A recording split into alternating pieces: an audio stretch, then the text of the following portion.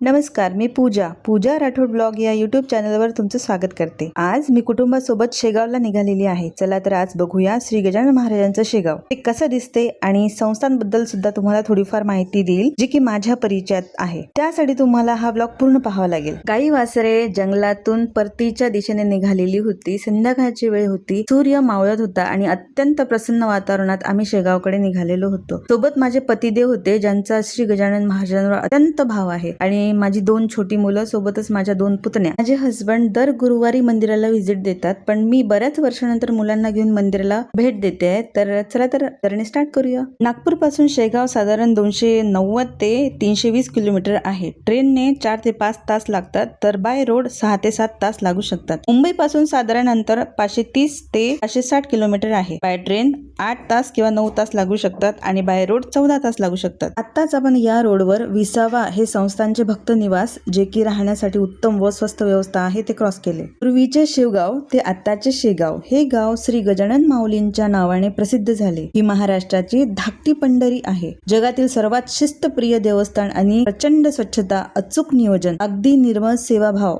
याच वैशिष्ट्यांमुळे आपल्या भारताच्या ज्या राष्ट्रपती आहेत, रिस्पेक्टेड द्रौपदी मुर्मू, यांनी सुद्धा रिसेंटली ह्या मंदिराला व्हिजिट केलेला आहे। शेगावचे संत गजानन महाराज हे महाराष्ट्रातील थोर संत होऊन गेलेत। त्यांचा जन्म कधी कुठे झाला हे कोणालाच आजपर्यंत माहित नाही, पण 23 फेब्रुवारी 1878 रोजी बुलढाणा जिल्ह्यातील शेगाव येथे प्रगट झाले। अंदाजे त्यांचं वय 30 वर्ष होते। तर 8 सप्टेंबर 1910 रोजी शेगाव येथे त्यांनी समाधी घेतली आणि हेच ते समाधी मंदिर। आणि 8 सप्टेंबर ही तारीख माझ्या आयुष्यात सुद्धा महत्वाची आहे, कारण तोच माझा वाढदिवसाचा दिवस असतो। तर तुम्ही प्रायव्हेट व्हेकलने येत असाल तर पार्किंगची उत्तम व्यवस्था संस्थांनी केलेली आहे। रेल्वेने येत असाल तर रेल्वे स्टेशन पासून मंदिरापर्यंत मोफत अशा बसेस अवेलेबल करून दिल्या आहेत संस्थांनी, ज्या की प्रत्येक अर्ध्या तासाला स्टेशन पासून मंदिरापर्यंत आणि मंदिरापासून स्टेशन पर्यंत तुम्हाला नेऊन देऊ शकतात। अत्यंत सुंदर असं आर्किटेक्चर असलेलं हे मंदिराचं प्रवेशद्वार आणि इथून आपण आतमध्ये गेलो की लगेच तुम्हाला तिथे सिक्युरिटी दिसते, तुमचं सिक्युरिटी चेकिंग होतं आणि तुम्हाला तिथे सेवा देणारे सेवेकरी दिसतात। जर तुम्ही मंदिरात प्रवेश करताना shorts, mini skirts, midi, sleeveless top, low waist jeans आणि शॉर्ट लेंथ टी शर्ट्स वगैरे घातलेले असतील तर तुम्हाला मंदिरात येण्याची परवानगी दिली जात नाही। प्रवेशद्वारापासून समाधी मंदिरापर्यंत थोडं पायी जावं लागतं। जर तुम्ही वयोवृद्ध असाल किंवा तुम्हाला पायाचा काही इश्यू असेल तर तुमच्यासाठी वॉकिंग चेअर सुद्धा अवेलेबल करून दिली जाते। मंदिरात प्रवेश केल्यानंतर तुम्हाला जागोजागी बोर्ड दिलेले आहेत, जेणेकरून तुम्हाला मंदिराची डायरेक्शन समजेल। या संस्थांनी अत्यंत उत्कृष्टरित्या चपला ठेवण्याचे स्टँड आणि त्याची व्यवस्था केलेली आहे, जी की तुम्ही आता पुढे पाहाल व्हिडिओत। संस्थांचे व्यवस्थापकीय विश्वस्त कैलासवासी शिवशंकर भाऊ पाटील यांनी अनेक दशके धुरा सांभाळली आहे व्यवस्थापनाची। त्यांच्या मार्गदर्शनाखाली मंदिराचे व्यवस्थापन व लोककल्याणकारी कामे व्यवस्थितरित्या चालत होती।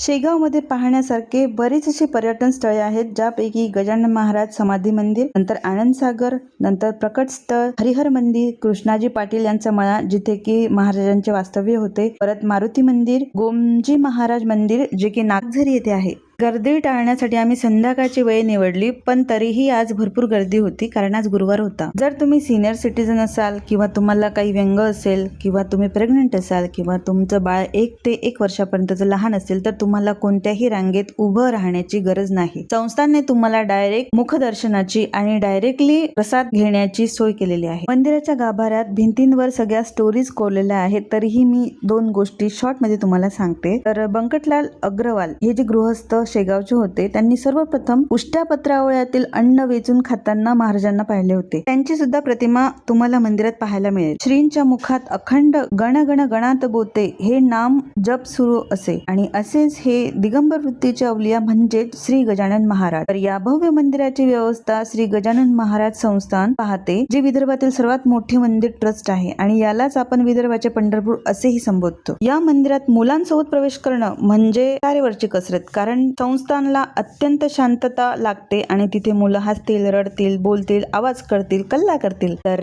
खरंच इथे तारेवरची कसरत होते। हे संस्थान शिस्त, स्वच्छता आणि उत्कृष्ट व्यवस्थापनासाठी संपूर्ण भारतात प्रसिद्ध आहे। येथे येणाऱ्या भाविकांसाठी निवासाची व भोजनाची अतिशय उत्तम सोय केली जाते। शेगाव मध्ये संस्थांद्वारे संचलित आनंद सागर हे भव्य व निसर्गरम्य आध्यात्मिक थीम पार्क आहे। हे विदर्भातील पर्यटकांचे मुख्य आकर्षण आहे। हो, आणि एक महत्त्वाची गोष्ट, या मंदिरात मंदिरात मोबाईल किंवा कॅमेरा अलाउड नाही आणि गाभाऱ्यात तर बिलकुलच नाही. तरीही तुम्ही मन लावून हा व्हिडिओ बघा, तुम्हाला काहीतरी पाहायला मिळेल. विदर्भात नेहमी 40 डिग्रीच्या वरच टेम्परेचर असल्या कारणाने संस्थानने सावलीची उत्तम सोय करून दिलेली आहे. सोबतच थंड पाणी, थंडी हवा, म्हणजे सगळीकडे कूलर्स लावलेले आहेत. जर तुम्ही अगदीच लहान बाळाला दर्शनासाठी घेऊन येत असाल तर तिथे तुम्हाला स्तनपानासाठी सुद्धा एक सेपरेट रूम अवेलेबल करून दिलेली आहे. शेगाव सोबत बऱ्याच माझ्या लहानपणच्या आठवणी आहेत, कारण शेगाव हे माझ्या मामाचं गाव आहे आणि मी माझ्या मामासोबत किंवा कधी कधी माझ्या आजीसोबत आजीचा हात धरून मंदिरात जायचे आणि तेव्हा पत्रवाळीवर मोठीशी पोळी, काशीफळची भाजी, मोठासा लाडू मिळायचा आणि ते माझ्या मेमरीत अजून सुद्धा आहे. श्रींची जुनी मूर्ती ही चिलमुर्तानाची होती आणि आता ती बदललेली आहे. खोबऱ्याची बर्फी खात आम्ही बाहेर आलो आणि ही मुलांची एक्साइटमेंट.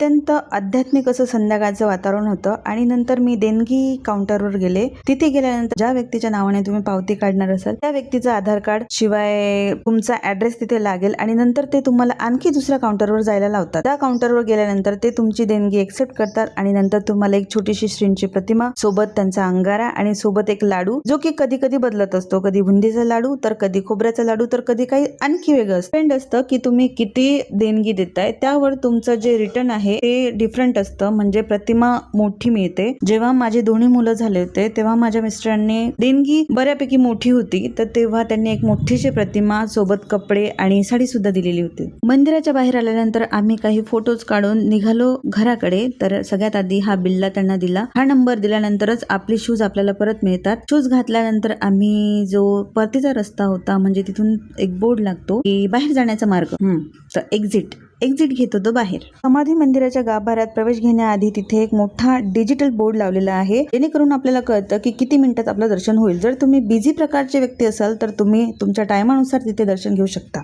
फायनली मुलांचा पेशन्स संपला आणि आम्ही मंदिराच्या बाहेर आलो. बाहेर आल्यानंतर असे काही स्टॉल्स लागलेले होते आणि जे काही वस्तू आपल्या देवारात लागतात किंवा संसार उपयोगी आहे किंवा डेली लाईफ मध्ये जे वस्तू लागतात, मुलांची खेळणी वगैरे, ते सगळे इथे स्टॉल्स लागलेले होते. तर आम्ही सुद्धा काही शॉपिंग करायचे या दृष्टीने सगळे स्टॉल्स बघत होतो. शेगाव मध्ये आल्यानंतर येथील प्रसिद्ध गरम कचोरीचा आस्वाद आवर्जून घ्या, कारण अख्ख्या महाराष्ट्रात शेगावची कचोरी फार फेमस आहे. तुमच्या लक्षात आलंच असेल की येथे VIP दर्शन नाही व पैसे देऊन सुद्धा तुम्ही दर्शन घेऊ शकत नाही. जर तुम्हीही भारताच्या कोणत्याही कोपऱ्यातून शेगाव मध्ये येण्याचा विचार करत असाल तर नक्की या संस्थानला भेट द्या. व्हिडिओ कसा वाटला हे नक्की सांगा. कमेंट मध्ये सांगा की तुम्हाला कोणती माहिती जास्त आवडली आणि जर एखादी माहिती आवडली नसेल तर तेही सांगा. मी नक्की प्रयत्न करेल माझ्या ज्ञानात भर टाकण्याचा. आणि चला तर व्हिडिओ एन्जॉय करा आणि भेटूया नेक्स्ट अशाच व्हिडिओमध्ये. तोपर्यंत बाय बाय. व्हिडिओ पूर्ण पाहण्यासाठी धन्यवाद. आवर्जून चॅनलला लाईक करा, शेअर करा, सबस्क्राईब करा आणि कमेंट सुद्धा करा.